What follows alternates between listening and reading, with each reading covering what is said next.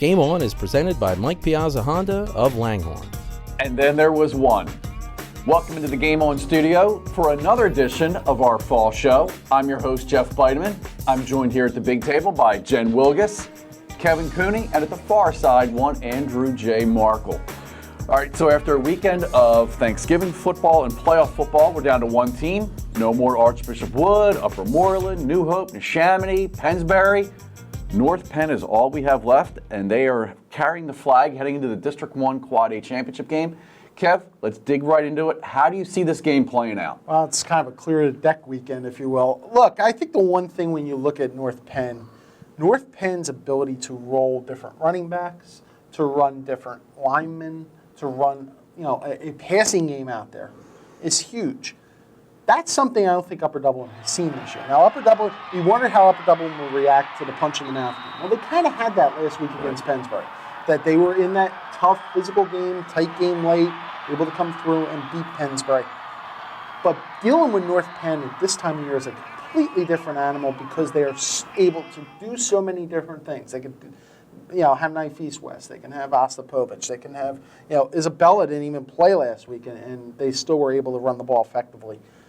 When you add all that up, and when you add the confidence that North Penn has going into this game, I think it's a very difficult spot for Upper Dublin coming in. That's a really good point. I do think North Penn has a psychological advantage over any team they take on just because Dick Beck has built such a tradition there, 6 district titles. But I was at that Pennsbury Upper Dublin game, and there were some folks on the sidelines talking about, they handled our physicality this week, but they won't be able to do it 2 weeks in a row. And that is the question. But Upper Dublin is a good team. They're balanced, they're disciplined, they're well coached.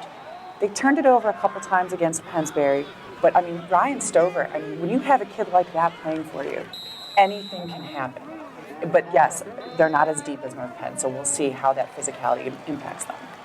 I agree with both of you. I've been on the Upper Dublin bandwagon most of the season, but I'm jumping off and I'm getting on with North Penn because you look over the years, North Penn has gotten deep into these district playoffs year after year, kind of one-dimensional. But now, as Kev said, they can throw it and they can pass it. And Beck loves the balance, and he adjusts to his personnel. He's got a legit quarterback in Reese Udinsky. Now you've got a two-pronged attack that's nasty and a good defense.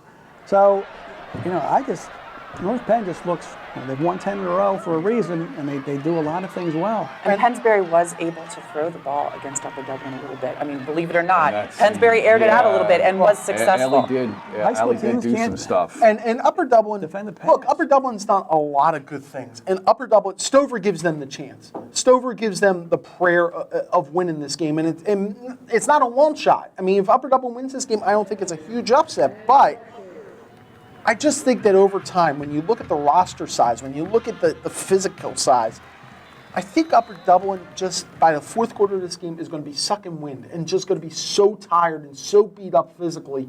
That's where I think the game's going to be. But if they haven't been beat up all year, does that maybe make them a little fresher going into this game? But having to do it 2 weeks in a row. Remember, North Penn was able to really kind of ease off the gas pedal last week against Neshaminy a little bit in the fourth quarter.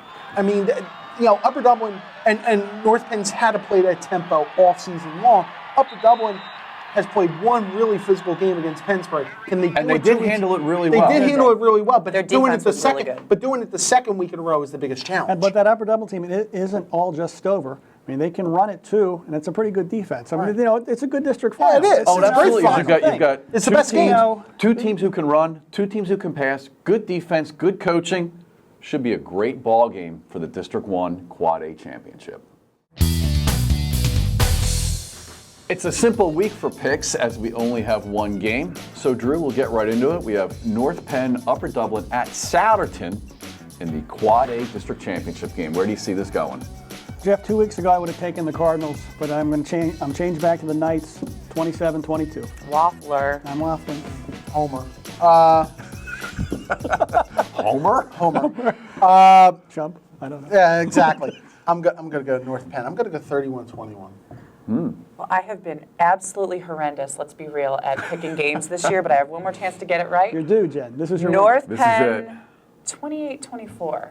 I like that score. I like North Penn too. Not to repeat you, so I'll say North Penn 28-23.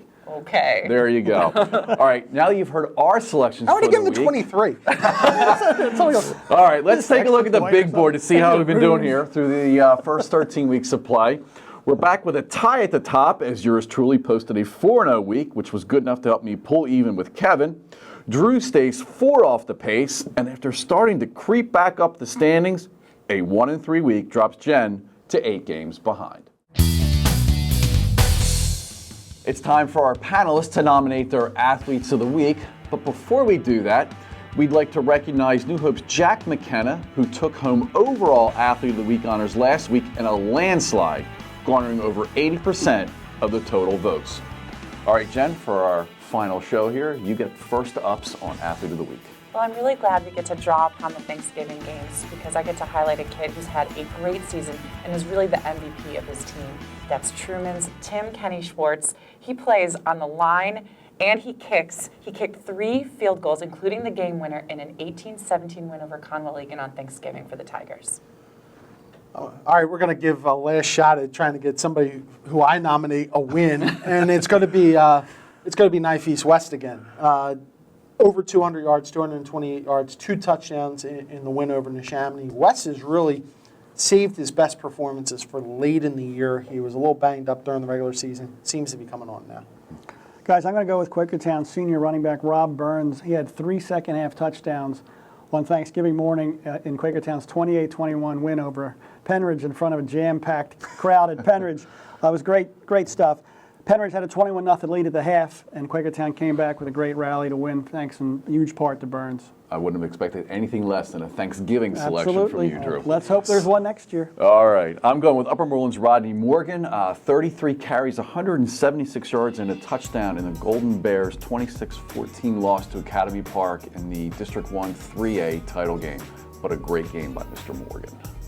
Now that you've heard our nominees, it's time for you to make your voice heard and choose who is the most deserving of the title overall athlete of the week. You can cast your vote by visiting our poll on the Game On homepages. Well, that'll do it for our final studio show here in the fall. Should North Penn continue on its march to Hershey, we will continue with Game On coverage of the Knights' march.